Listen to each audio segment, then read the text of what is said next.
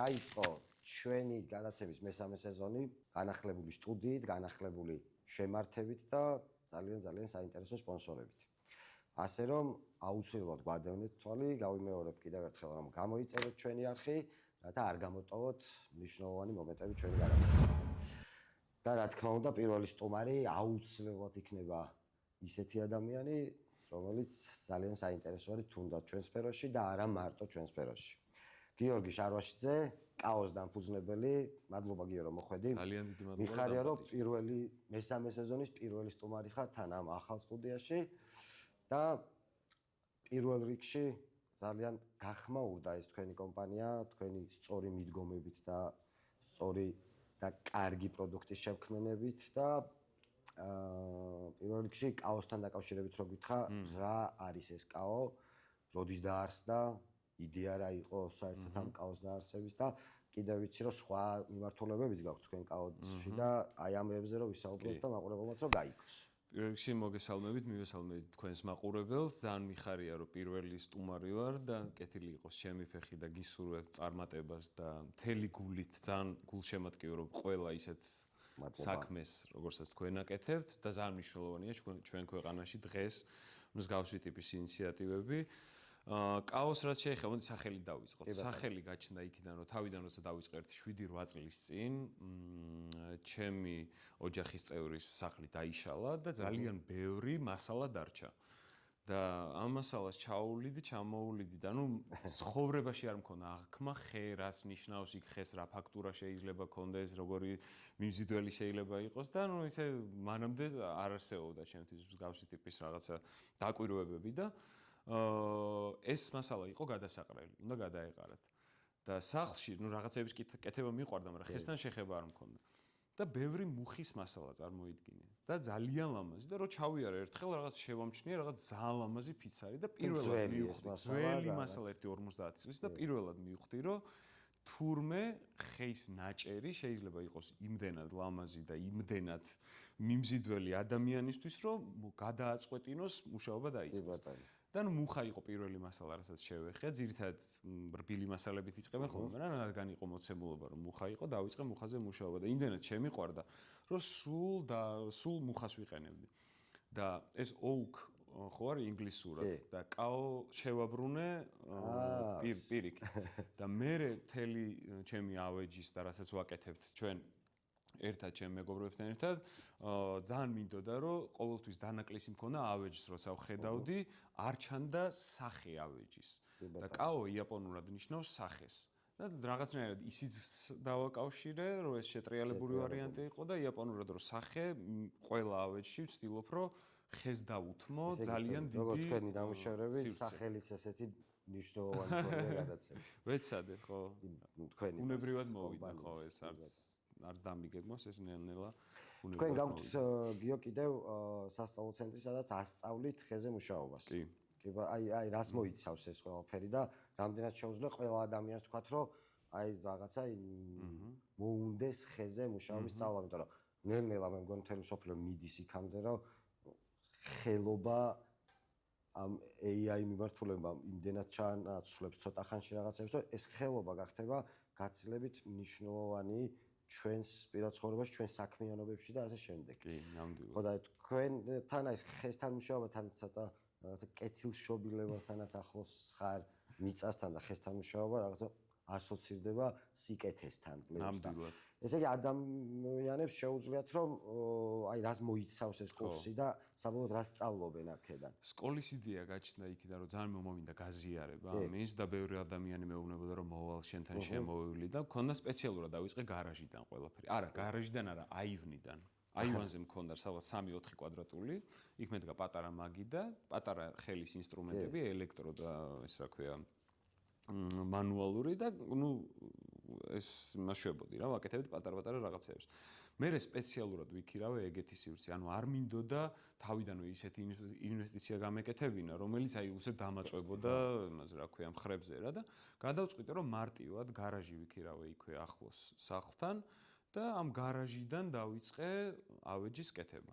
რომ მივხვდი რომ მე რაღაცა აი ბევრი მეგობარი დაინტერესდა რაღაცა ხალხი გამოეხმაურა ამას გადავწყვიტე რომ მოდი მე გავაზიარებ თქო და იქვე აი ეგ ხო ეგრეა რაღაცები ჩნდება ცხოვრებაში თავარი მოინდომო რა და იქვე გამოჩნდა სივრცე სად რომელიც მოვახერხე და მადლობა გმოთ შევიძინე ეს სივრცე და გავაკეთე სკოლა სადაც ეტევა 7 ადამიანი და ყოველ თვე აყვავს 18 სტუდენტი არის ერთთვიანი კურსი 8 გაკვეთილია და ამ 8 გაკვეთილში ნებისმიერ ადამიანს, ნებისმიერი ასაკის 18 წლამდეც ვიღაცებს ვიღებთ უბრალოდ მშობელს მოყავს და ყოველთვის ჩვენთან ვინც მუშაობს ხელთათმანები უკეთია მერე სახლში რაც უნდა ისაკეთონ. სახლში რაც უნდა ისაკეთონ, მაგრამ ჩვენთან ხელთათმანები უნდა ikethon. კი, უსაფრთხოების მხრივ. და ხო, ეს ადამიანები მოდიან ძირითად, აი, პრინციპები რაც არის, მარტივ ნივთებს აკეთებენ და ამ მარტივ ნივთებში ვცდილობთ, რომ ყველა ის კომპონენტი ჩავრთოთ, რაც მერე აი მაგალითად რეკლამას არ უკეთებ, ისედაც ჩანს ესე რაც ჩანს, მაგრამ აი ეკოუთში თავიდან მე მქონდა რომ მივდიოდი ხოლმე, ჯერ ხო საოცარი ხალხია, ეს ბიჭებს მოკითხვა ყველას.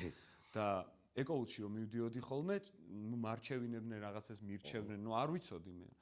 და ამ ეკოუდის პროდუქტსაც მომქონდა ხოლმე სახლში და რაღაცებს ვაწყობდი და იდეა გამიჩნდა რომ რეალურად შეიძლება ჩვენთან ვინც მოდის შევასწავლო ისეთი პრინციპები რომ მივიდეს ეკოუჩ გამზადებული ფიცრები რაც არის შეუძლია იყიდოს წამოვიდეს და თვითონ დაამზადოს და ჩვენავეც თუ დააკვირდება ხალხი განსაკუთრებული სირთულის ავეჯს არ ვაკეთებთ. ანუ შეგრძნება მინდა მქონდეს იმის და დღემდე დიზაინერს ვარჩევ და ვერ მოვძებნე ჯერ, რომ შეხედავს ადამიანი თქვას, რომ ესეც ხო მეც გავაკეთებ. რამდენი ადამიანი ყავთ უკვე ესე გადამზადებული მოუხდეთ? 300-დან 400-მდე. ამ ხელას იფრია. ვიღაცებმა სახელოსნოები გახსნეს, ვიღაცები დაინტერესდნენ. დადის ვინმე თქვათ აი სარელაქსაციო მიმართულებით, რომ შვიდდება უბრალოდ რომ ამას სწავლობს, ხესთან ურთიერთობა რო აქვს.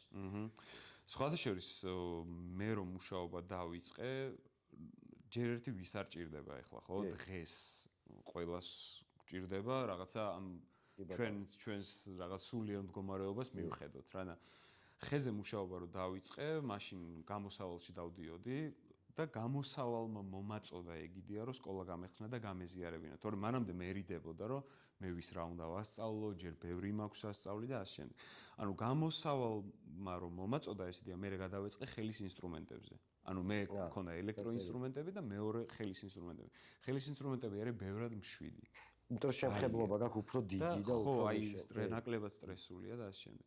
მე მქონდა კიდე, ნუ ამ ნერვიულობის და ამ ფსიქიური ის რა ქვია, ფსიქოლოგიური პრობლემების გამო ამან ისე დაალაგა ყველაფერი. ისეთი სიმშვიდე მომცა, რომ დღემდე საკუთარი გამოსავალი გააკეთე. ზუსტად დღემდე დილას ყოველ დღე ვდგები 6 საათზე, უკვე ვარ სახელოსნოში, 6-ზე, მაქსიმუმ 7-ზე და 7-დან ვიწყებ მუშაობას, 1-5-6 საათი მუშაობ, გამოვდივარ და მე მეორე ცხოვრებას ვიწყებ, ან თეატრში ვარ, ან რაღაცა გადაღებაზე და ასე შემდეგ. ანუ იმდენად სასიამოვნოა ეს პროცესი, რომ არ ვიცი, აი მაგიტო გამიჩნდა სურვილი, რომ რაღაცა გამეზიარებინა რა, იმიტომ მე მგონი, ჩემთვის მაგალითად ყველაზე ბედნიერი ხალხი არიან იაპონელები. და თვითონ მე თვითონაც შეხადე იაპონურ არქიტექტურას ერთ-ერთ თაყვანს შემოზე ისე ვარ, რომ იაპონური არქიტექტურა ჩემთვის ჯერ იაპონური არქიტექტურა და მე შემიძლია რომ კიდე ტოპ 3 ჩამოვთვალო, თქვათ არქიტექტურის მიმართულებით. ალბათ რაღაცა ეს ხალხი ამ ხესთან რო აქვს შემხებლობა ასეთი და ძალიან დიდი კულტურა რო აქვს ხესთან, თან შენთანაც იმ კითხვით გადმოვდივარ, რომ რაღაც თვეზე მეტი მგონი იაპონიაში გაატარე ახლა. დავიწყე სული კონკრეტულად ამ ხის მიმართულებით. კი. აი რა ხდებოდა ამ იაპონიაში? ან შენ როგორ მოხვდი პირველ რიგში და მე აი იქ რა ხდებოდა? რამდენად მართლა ასეთი ხალხია ეს იაპონელები ამ ხესთან? მე მგონი ელაპარაკებიან კიდეც ეს გერიხეს, სავარაუდოდ. კი, ნამდვილად და იაპონიაში წასვლა რომ მომინდა და ზოგადად იაპონური კულტურით რომ დავინტერესდი და ვიდეოებს რომ ნახულობდი როგორ აკეთებდნენ, ჩემს ერთ-ერთ მეგობარს ვესაუბრებოდი და იმან მითხრა რომ შენ თუ გინდა რომ იქ ჩახვიდე ნამდვილ ვიღაცა სენსეისთან, ვინც კარგად გასწავლის ამ ხელობას, მაშინ იაპონური უნდა ისწავლო რა. და ეს იყო ალბათ ერთი 5 წლის წინ და რა თქმა უნდა წარმოუდგენელი იყო, მაგრამ თხის რქა ვარ და აი ეს რქები და შემართება და შრომის მოყვარეობა ძალიან მაქვს. ამიტომ ავდექი და როგორც ჩემმა მეგობარმა თქვა, რომ ესო გაგიჟდაო იაპონური სწავლა დაიწყო. ხო და ამიტომ ავდექი და დავჯექი და უკვე მე 4 წელია იაპონურს სწავლობ და ნუ ლაპარაკობ ჩვეულებრივად და იქაც იაპონიაში რო ჩავედი, მართლა მე რო იაპონური არ მცოდნოდა, ნუ მოვინდომე რა, იაპონური არ მცოდნოდა, შანსი არ იყო იქ მოხვედრილიყავი, სადაც მოვხვდი რა. კომუნიკაცია შეიძლება შეუძლებელი იყოს, ხო? კომუნიკაცია, აი უბრალოდ აი ძალიან უჭირთ კომუნიკაცია. მიუხედავად იმისა, რომ ახალგაზრდები არიან, მიუხედავად იმისა, რომ ძალიან განათლებული ხალხია, მაინც ინგლისურად საუბარი უჭირთ და სულ 90% საუბრობდით იაპონურად. რა, აი რაღაცას თუ ვერ ვიხსენებდი, შეიძლება აი 10% რაღაცა მიმეშველებ. და აქედან გამომდინარე, ეს იაპონიის თემა შემოვიდა, რომ ნუ ენა ვიცი, ეხლა იქიდან მე იქ ვიღაცები ვინც გავიცანი, ამას ძალიან აფასებენ. იაპონიაში ხალხი ამბობენ, რომ რაღაცნაირად ცოტა ცივი ხალხია, ცოტა ისეთები ჩაკეტილები არიან და ჩემთვის იაპონია იყო, აი ქართველები როა იყო, ჩვენ ხო ძალიან სტუმართმოყვარე ხალხი ვართ. 10ჯერ და 15ჯერ უფრო სტუმართმოყვარეები არიან. აი დაუჯერებელი ხალხია, ძალიან თბილი ხალხია. აი თუნდაც აი რესტორანში არც ერთხელ არ გადამიხდია თანხა. ანუ სულ დაპატიჟება და აი ეგეთი ხალხი და ეგეთი თავზე გადაყოლა და აი მართლა სტუმართმოყვარეობა იქ რა გაიარე? ანუ რა მოგცა ახლა იქაურობამ, რომ თქვათ, ნუ განვითარებას რა თქმა უნდა შენი მიმართულებით მოგცემდა, მაგრამ აი კონკრეტულად რა მოგცა იქ ყოფნამ. იქ ყოფნამ რა მომცა პირველ რიგში გარდა იმისა პროფესიას რო თავი დავანებოთ, აი სიმშვიდე რაც არის სახელოსნოში იაპონიაში სახელოსნოში და ალბათ ახლა მე არ ყოფილვარ სხვა სახელოსნოებში, მაგრამ ხის სახელოსნოში პირველი არის ეგ, რომ ჩვენ აი ამ აჩქარებულ დროში სულ სადღაც გვეჩქარება, სულ სადღაც გავრბივართ, სულ გვინდა რომ მოვასწროთ იქ ხელფასზე ნერვიულობთ იქ. აი რა თქმა უნდა ეს პრობლემები არის, მაგრამ ყველაფრის პრობლემა რო დადგებოდა, აი უცებ რაღაცნაირი სიჩუმე იყო ხოლმე და ყველა იწყებდა ფიქრს და რაღაცა პაუზა ძალიან მშვიდი და მე აი ნერვი ფიქრი რომ ეხლა რა ვქნათ, როგორ მოვიცეთ, როგორ გავაკეთოთ ამ პრობლემას, როგორ მოვუარო და ჩემთვის თავიდან ბოლომდე მე ძალიან ჩქარი და ისეთი ტიპი ვარ, რა უცებ მიყვარს გადაწყვეტილების მიღება რაღაცა და ჩემთვის თავიდან ბოლომდე ხეზე მუშაობა და პროფესია და ხელოსნობა არის მაგაზე დამოკიდებული, რომ ჩქარა არაფერი არ კეთდება. არაფერი კარგი არ იფუჭდეს პირველად. ჩქარა არაფერი კარგი არ კეთდება. და რაღაცნაირად აი პირველი ის იყო, რომ სახელოსნოში რო შევდიოდი, სიმშვიდე, სიწყნარე და ნელა გააკეთე და ბევრად დიდი შანსია, რომ კარგი გამოვიდეს. რა გამოვა ბოლოს არავინ არ ვიცით, მაგრამ ბევრად დიდი შანსია, რომ გამოვიდეს და მე სადაც მოვხდი სახელოსნოში თავიდან აქედან ბევრს მივწერე სკოლებს, რომ ჩამოსვლა მინდა და ესე და ესე და ერთი თითო გაკვეთილი ძალიან ფასობს რა, ხელობა ძალიან ფასობს და თითო გაკვეთილი ღირდა 250-დან $300-მდე. ეხლა ამის წარმოდგენა რომ ეხლა 15-20 გაკვეთილია იყო, ფინანსურად ძალიან მძიმე იყო ჩემთვის. და რამოდენიმესა რომ გავაგზავნე, ერთ-ერთთან გავაგზავნე და მითხრა რომ ნუ კაი სკოლები ავირჩიე და მითხრა რომ ეს ფასიაო და მე ვუთხარი ეხლა ფინანსურად არ ვარ მზად და მეთქი როგორც კი მზად ვიქნები, ვიცი რომ კაი სკოლაა და ჩამოვალ მეთქი. და იმან მომწერა რომ რადგან ქართველი ხარ, რადგან შენ კულტურას არ ვიცნობ, ვიცი რომ საინტერესო კულტურა გაქვს, მინდა რომ შეგხვდე და ამიტომ გეპატიჟები უფასოდ ჩემთან სახელოსნოში. ეს პერიოდი და თქვენ ახევარი ვიყავი სრულიად უფასოდ კი არა და სახლზეც აი თეთრებში მომცეს ეს სახლი, ანუ არაფერი არ გადამახტევინეს ფაქტიურად და საჭმელი სასმე ყველაფრით მიმასპინძლდებოდნენ და ეგრე მოვხვდი ამ ხალხთან ხო რა და ძალიან ეს დაშორების მომენტი როგორი იყო? კიდევ გველოდებიან ალბათ. კი, რა თქმა უნდა, იმიტომ რომ ძალიან თბილი ხალხია, მიუხედავად, ანუ ეს ენის როლი ძალიან დიდია რა, ენა როცა იცი, უკვე სხვანაირ ურთიერთობაში შემოდიან და ძალიან უცნაური რამე მოხდა, მე უყურებდი ერთი კომპანია არის, Instagram-ზე ბევრ ვიდეოს უყურებ ხოლმე, სულ ძირითადად სოციალური ქსელები გაუქმებული მაქვს და კარგად გამოიყურებით Instagram-ზე თქვენი კომპანია. მადლობა თქვენს. და გაუქმებული მაქვს და მარტო საქმეს როცა ვაკეთებ, ამისთვის შევდივარ ხოლმე და უყურებდი ერთი კომპანია არის, კომარა და ძალიან საინტერესო ავეჯს აკეთებენ. სულ ხელით მუშაობენ რა, აი ხელით თლიან, ხელით გამოყავთ და ესენი იყვნენ ჩემთვის აი როგორც რაღაცა მისაბაძი ხალხი. და წარმოიდგინე ამ კომპანიაში რო ჩავედი, ეგეც დაემთხვა, რომ ამ კომპანიაში რო ჩავედი და მუშაობდი და ვსწავლობდი, ანუ ამ კომადან, რომელზეც მე ოცნებობდი, რომ აი ესეთი კომპანია მინდა სამომავლოდ შევქმნა, ამ ტიპთან ჩამოვიდნენ სასწავლებლად ხალხი რა. ანუ ეს იმდენად მაგარი იყო, რომ იმ კომპანიიდან ჩამოვიდა ხალხი. ნუ ეს იყო ჩემთვის ძალიან დიდი მოვლენა. მგონი რომ შემთხვევით არაფერი არ ხდება, ყველაფერი ისე ხდება როგორც უნდა ხდებოდეს და ამის მწამს. და რაღაცნაირად ძალიან დიდი ნიშანი იყო იმის, რომ საქართველოშიც უნდა გაკეთდეს სამომავლოდ მსგავსი კომპანიები, რომ და აი ძალიან მიხარია. ამ გადაცემაში რატომ მოვედი? იმიტომ რომ ძალიან არ ვიცი, ძალიან გაუფასურებულია ეს ხელოსნების, ეს ადამიანების, ვინც რაღაცას ქმნის. ახლიდან არის აღსადგენი, როგორც გარეთ გიყვებოდი, ახლა ბაბუა ჩემის მამა იყო მეთქი რაჭაში ძალიან მაგარი ხელოსანი და ყველა რეგიონში ჩაყავდათ იმისთვის, რომ სახლი გაეკეთებინა, ავეჯი შეექმნა რა და ეგეთი ხალხი რატომღაც აი რო თქვა, რომ ძალიან მაგარი ხელოსნები არიან საქართველოში დღემდე, უბრალოდ ან დაკარგულები ან შემდეგ კითხვაც ეკ, შენ სათხედავ პრობლემას და საიდან არის რეალურად ეხლა ეს ყველაფერი მოსაგვარებელი. ხელოსნის პრობლემა როა საქართველოში ეს ბჭყალებში ვთქვათ ეს ცნობილი ფაქტია, მაგრამ აი პრობლემა სად მოდის? ეს ხელოსანი თან ხეზე მომშავე ხელოსანი მარტო ხელოსანი ხო არ არის რაღაცა დიდი წილი მე მგონი არტ ტიპი და შემოქმედებითი მიმართულება უფრო ვიდრე ვთქვათ ის მე ხელის ოსტატობა სიტყვაზე და ნუ ეს თან რო ერთვის უკვე შედეგის დიდია, მაგრამ პრობლემა სად დადგა? ხე აღარ ჭირდება არავის ვთქვათ თუ ეს მთელ მსოფლიო გადავიდა იმაზე რომ რაც უფრო ეკოლოგიურად სუფთა, რაც უფრო ბუნებრივი იქნება ეს უფრო ფასეულიც არის და უფრო ფასობს ვთქვათ ნივთებით თვითონ ვთქვათ დამზადებული, მაგრამ აქ თუ ეს მიმართულება გვაქვს, რატო აი სად არის პრობლემა? აი სად ხედავთ, რომ აი ის თუ მოგვარდა, მერე უკვე ყველაფერი კარგად იქნება. აი შენ როგორ ფიქრობ, იმიტომ რომ უკვე ამდენი წელია ამ მიმართულებით ხარ.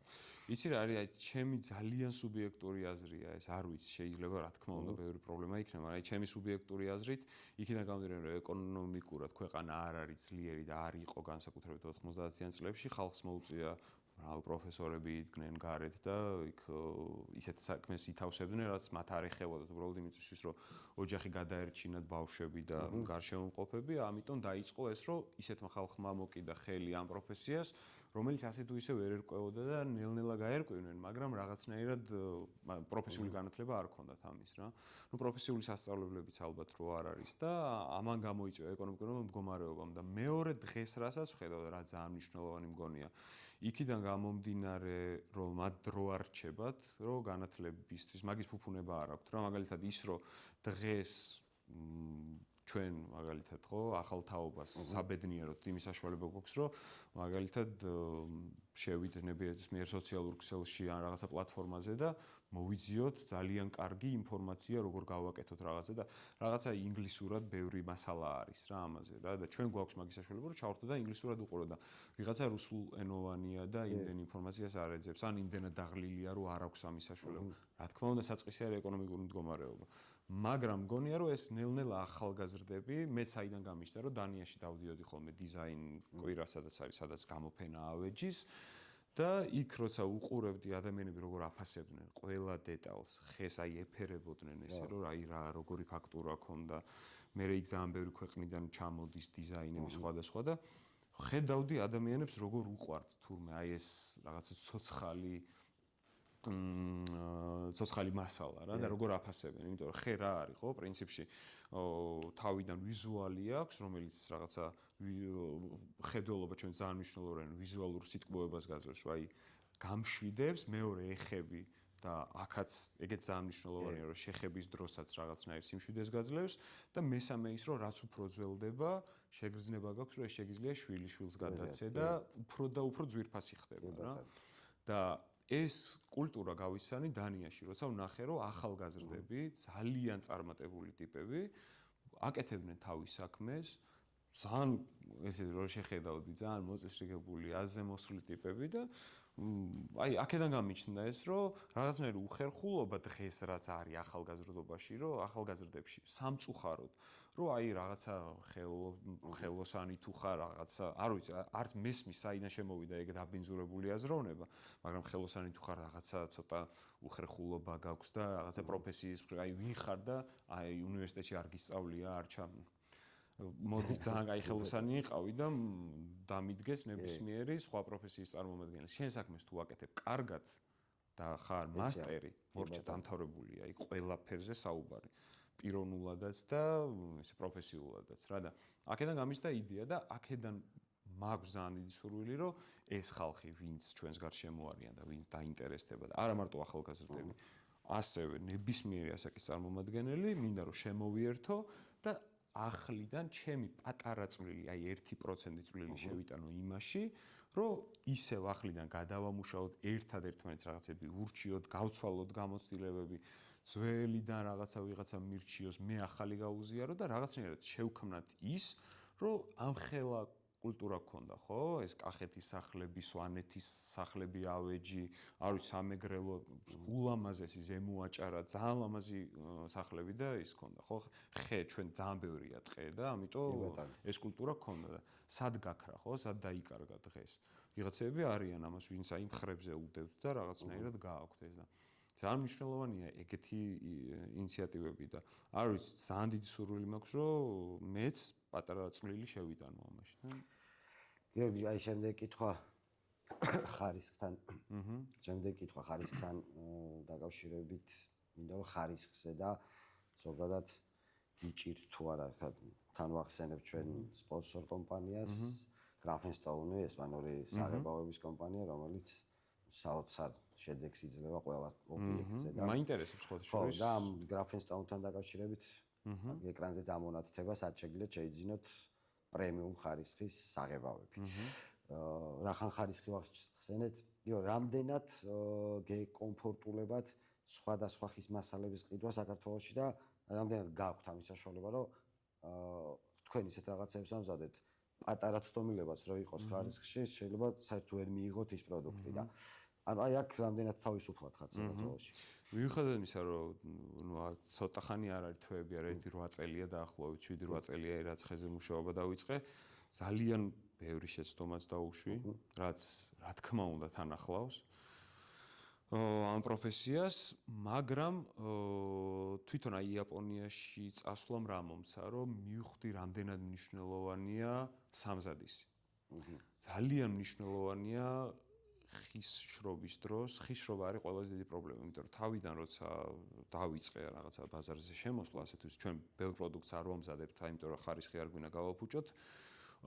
თავიდანვე გაჩნდა ეგ რომ რაღაცა ეს ხე რაც არის, იღუნება რაღაცა, ნუ ბევრი პრობლემა აქვს. ეს ყველაფერი მოდის შრობიდან. მაგალითად ეხლა ეკოუდს რაც შეეხება, ეკოუდში ნამდვილად ვიცით რომ ესეთ გამომშრალი და ისეთი ხე არის, უბრალოდ ეკოუდთან მე პირადად მასალები რაც აქვს, მყარი მასალები მაგალითად მუხა, თვითონ ისინი რა ქვია, ფიცრები ჯერჯერობით არ მიყიდია და არ ვიცი ეხლა არ მიკითხავს შემოიტანეს თუ არა, მაგრამ ხო, აქვს თუ არა, ხო, არ მიყიდი.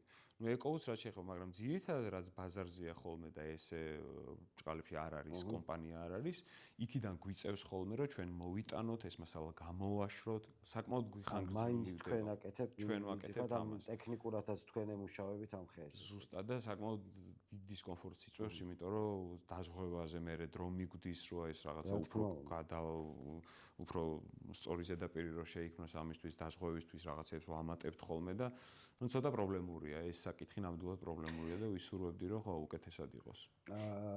გიორგი, აი თქვენთან შეკვეთა როგორ აი თქვათ რაღაცის დამზადება მინდა. თქვათ აი გიკავშირდებით დრო თუ გაქვთ, თუ როგორ ხდება ხოლმე, ანუ რაღაცა სავარაუდოდ მოლოდინის დრო რაღაცა პერიოდი უწევთ დამკვეთებს, იმიტომ რომ მიიღონ თქვათ ის იდეალური შედეგი რაც რის გამოც მოგმართეს თქვენ. ძირითადად რისი შეკვეთები უფრო შემოდის თქვენ?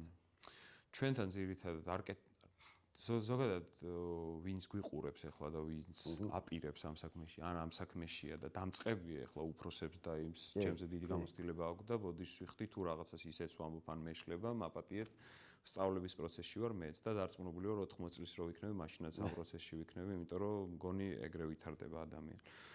ხო და ჯერჯერობით აი მინდა რომ ჩემი დღევანდელი ფსიქოლოგიური და პროფესიული განათლებიდან გამომდინარე აი არ დავაძალო ჩემ თავს, ანუ ის წონა არ დავიდო, რასაც ვერ ავწევ. ამიტომ შედარებით ისე მორიდებულ და პატარა ავეჯს ვაკეთებთ რა. აი ძალიან გეთანხმები მაგაში. ცოტა ბევრი ქართული კომპანია მაგან დაღუპა, რომ აი რაღაცები აიღეს თავის თავზე, რის თავიც არ ქონდა. მეც მომსულია ვაღიარებ ეს შეცდომა, იმიტომ რომ აი რაღაც ყველა რომ შემეძლო, რომ აი რაღაც 20 ობიექტი ერთად მეგია, შეიძლება კიდე 20 დამემატებინა და აი უკვე მე აი მან დიწყება ყველაზე დიდი პრობლემები. მან დიწყება ხარისხის პრობლემა, დამკვეთთან ურთიერთობის პრობლემა, თვითონ შემსრულებელთან თქვა დამხმარე ხელოსნთანაც ძალიან დიდი პრობლემები, უკვე ადამიანებს თხოვ იმას, რისი თავით ფიზიკურად შეიძლება არ ქონდეს და ნუ ეს რეალურად იწვევს ძალიან დიდ პრობლემებს. კი და აი თვითონ შეკვეთას რაც შეეხება, როგორც ვახსენე თავიდან, რომ აი ქართული სახლები რო აიღო ეხლა, ხო? აი თავადის სახლი ან რაღაც მეფის სახლი ეხლა ერეკლის სახლი რო ავიღოთ, ხო, კახეთში. ძალიან მოკრძალებული იყო რა და ამ მოკრძალებულობაში, აი მაგალითად გლეხის სახლი არ იყო ძალიან განსხვავებული იმისგან და იაპონიაში რო ჩავედი, ამას რო დავაკვირდი, რაღაცნაირად ძალიან გავს ჩვენ კულტურას იმით, რომ ზომითაც არ არის დიდი. ზომით არის დიდი, მაგრამ აი შიდა სტრუქტურით დიდი სხვაობა არ არის რა. ანუ აი რო შედიხარ არ ჩაგრავს და არ გეუნება რომ აი ეს შენ არ შეგიძლია გააკეთო და ეგ ძალიან დამამშვიდებელია ჩემთვის და ჩვენ ავეჯშიც მიუხედავად იმისა რომ ძალიან ბევრ დროს ვდებ და შეიძლება კითხვაში ჩდებოდეს რომ აი ეს ფასი რატო ღირს უბრალოდ იქიდან გამომდინარე რომ ბევრ დროს ვდებ და იქიდან გამომდინარე რომ მასალას ვული და ასე შემდეგ რა თქმა უნდა ოდნავ ძვირია ჩვენი მასალა ესე ბრჭყალებში მაგრამ ნუ ეხლა ევროპის ბაზარზე რო გაიეტანო ძალიან იაფია ხო და აქედან გამომდინარე ძალიან მნიშვნელოვანია ეგ რომ თვითონ დამკვეთი რომელიც იქნება რაღაცნაირად თანხვედრაში იყოს იმ დიზაინთან და იმ სახეს და რასაც ჩვენ ვქმნით იყოს მარტივი აფასებდეს ხის ყველა ნაწილს ხვდებოდეს ჩვენ რას ვაკეთებთ და ეს დიზაინი არ იყოს ბრჭყალებში ძალიან ისეთი მდიდრული და ძალიან როგორ გითხრა რა ადამიანი რო შევა ვიღაცის სახლში რო დაინახავს ჩვენავეჯს უნდა კონდეს ვარა კაი მეც მინდა ესეთი რა და გაუჩნდეს სრული რომ ესეთი წავალ ვიყიდი მასალას და მე თვითონაც გავაკეთებ არ უნდა კონდეს ის რომ აი ეს იმდენად რთულად არის შესრულებული რომ ამას მე ვერ მოვკიდებ ხელს რა მაგის ეგ მიმართულება გვაქვს მაგის სურვილი გვაქვს და ნუ ნახოთ შევახსენებ მაყურებელს რომ ჩვენი ერთ-ერთი მეგობარი კომპანია KeepItG ეს არის ზედმეტი ნივთები რაც გიდევთ სახლში KeepItG მოვა წაიღებს დაასაწყობებს როცა დაგჭირდებათ მე მეიტანს უკან და საკმაოდ სიახლე არის ეს ქართულ ბაზარზე და ძალიან კომფორტული მომსახურება აქვს ასე რომ KeepItG-ს მიაკითხეთ ზედმეტი ნივთების დროებით მოსაშორებლად. მეც მითხარი ესე იგი ანუ რაღაცა თქვა საბურავიდან ნაძვის ხიდან დაწყებული საბურავით და ავეჯით და საოფისე რაც აღარ გჭირდება დროებით მოდიან შეფუთავენ იქვე წაიღებენ დაასაწყობებენ 24 საათით ადრე მგონი 24 საათით ადრე ანუ წინა დღეს როცა ეტყვი მეორე დღეს უკვე მოაქვთ ადგილზე და გინახავენ ამდენი ხანი გინახავენ ამდენი კი და ინახავენ თან საკმაოდ კომფორტული ფასები აქვს და ამიტომ მე მგონი სახში რაღაცების მოსაშორებლად დროებითაც თუნდაც ძალიან ისეთი კულტურული კომპანია. საინტერესოა.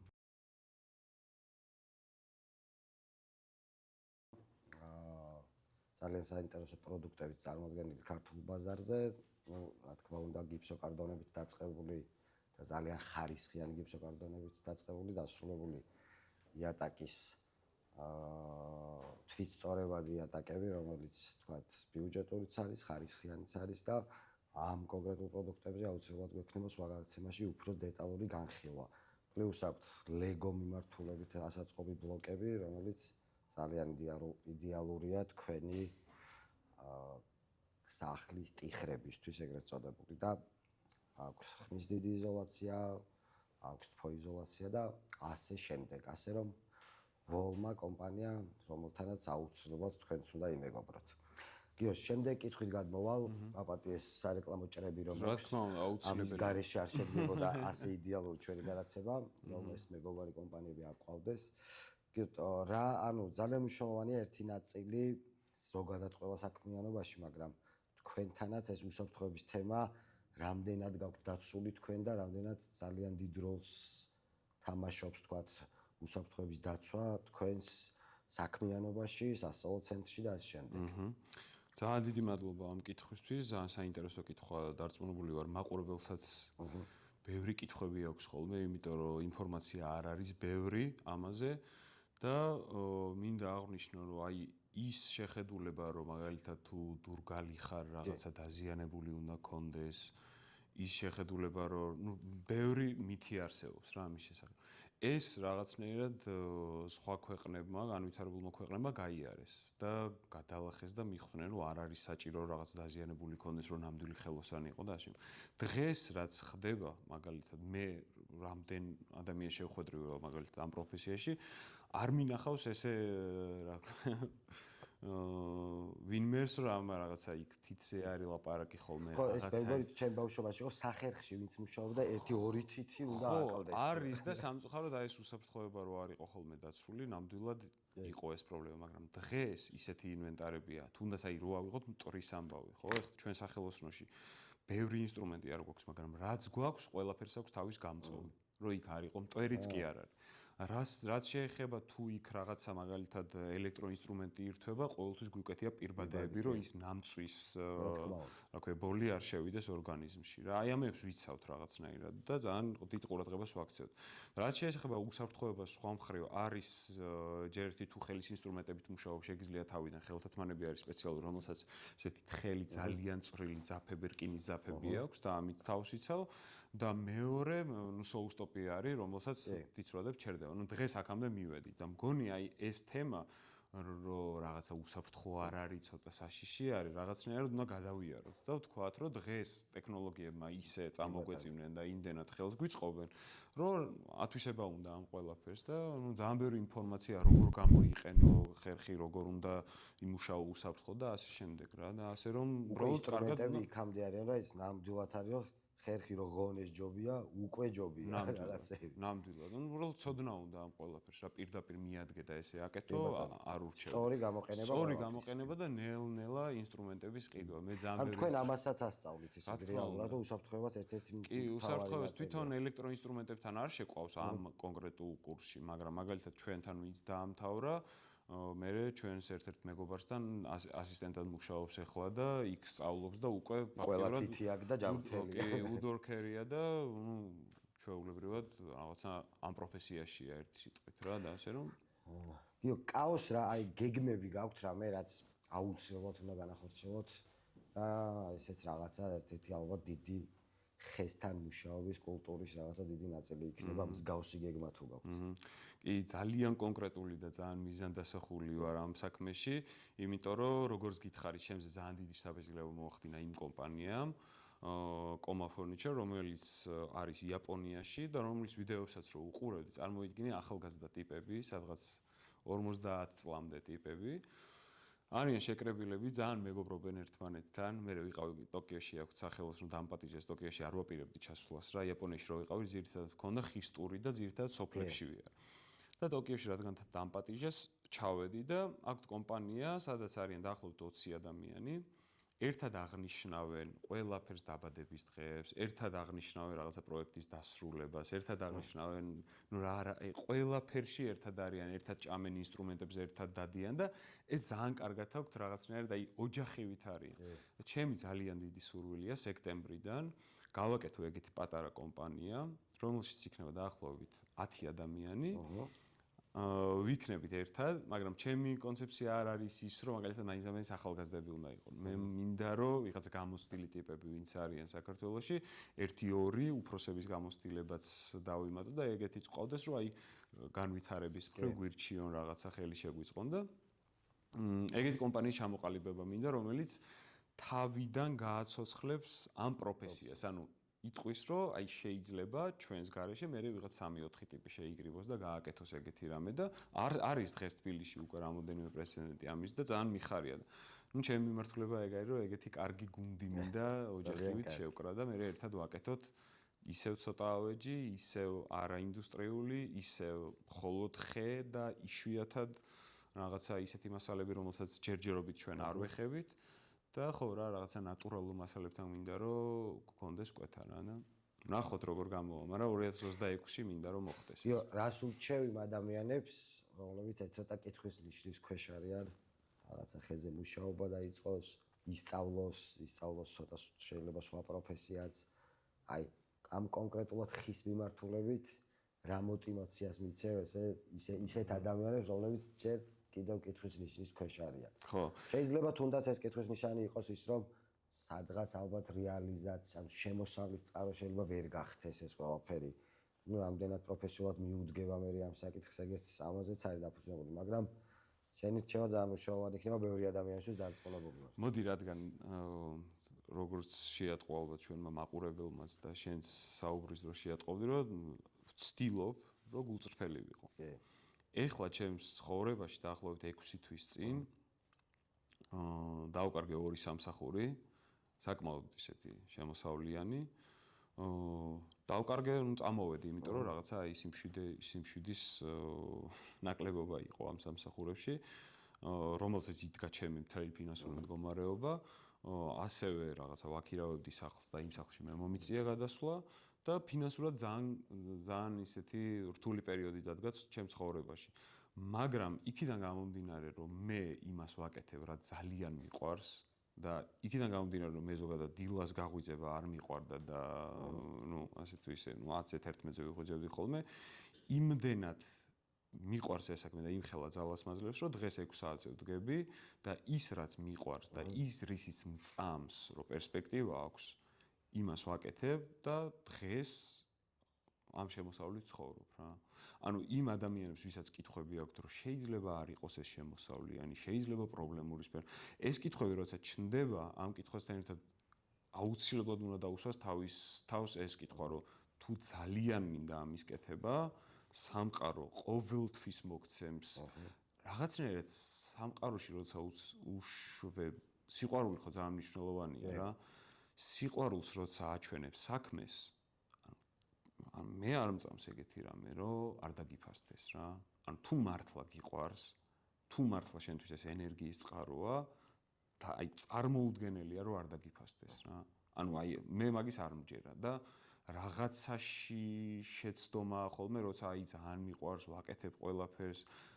ბევრი კომპონენტია, რომელიც უნდა გაითვალისწინო და თუ ის ერთი გიყვარს, მე მაგალითად არ გამომდის ну ვიდეოებს კი ვაკეთებ ხოლმე და ვდებ, მაგრამ ვთვლი რომ არ გამომდის ამ ვიდეოების კეთება და დახმარება მჭირდება, მაგრამ ეგეც რაღაცნაირად შევითავსე, რომ მიუხედავად იმისა, რომ არ მიყვარს ვიდეოებში გამოჩენა, მიუხედავად იმისა, რომ არ მიყვარს რაღაცა გადაცემებში სიარული ის, აი ხვდები, რომ იმისთვის, რომ ჩემ საყვარელ საქმეს ვემსახურო, ჩემი დისკომფორტი რაც არის, ჩემი უხერხულოებებს რაღაცა პატარეთი უნდა გადავაბიჯო რა და ეგ ძალიან მნიშვნელოვანია და მაგას ვურჩევდი, რომ რაღაცნაირად თუ მართლა გიყვარს და თუ რწმენას ხედავ შენ თავში, მიყევი მაგ რწმენას, იმიტომ რომ მაგას ცუდი არავის არ მოუტანია სიყვარულს სამყაროში და ამიტომ მგონია რომ გამომართლებ. აი ამ სიყვარულის ნოტაზე დავასრულეთ ჩვენ მესამე სეზონის პირველი გადაცემა. გიორგი, მადლობა. გიორგი შარვაშიძე, კაოს დამფუძნებელი, ძალიან საინტერესო სტუმარი ყავდა. დარწმუნებული ვიყავი, რომ მსგავსი იქნებოდა ეს ჩვენი გადაცემა. დიდი იმედი მაქვს, რომ ძალიან ბევრი ინფორმაცია მიიღეთ, ბევრი мотиваცია. კიდევ შეგახსენებთ, რომ აუცილებლად გამოიწერეთ ჩვენი არხი, რათა არ გამოტოვოთ მნიშვნელოვანი საკითხები ჩვენ სფეროში. მადლობა, რომ იყავით ჩვენთან ერთად. შემდეგ ხუთშაბათამდე.